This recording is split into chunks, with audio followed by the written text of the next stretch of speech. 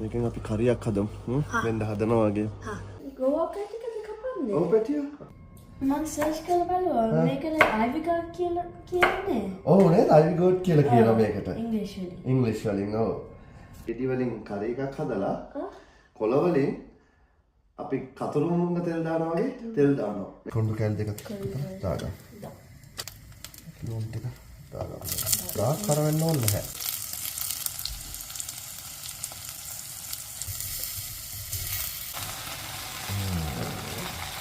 හැමෝම හදලා බලන්න ඕන එකක් මේක හරිම රසයි. අපි දන්නනේ කෝක් කියන කයි කියලා. ඔව් ලක්ෂ දානවා.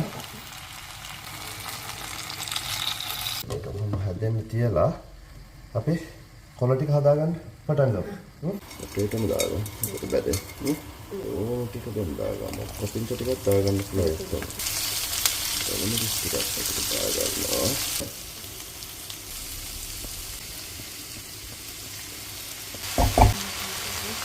කටපත් කටක් කවන්නම.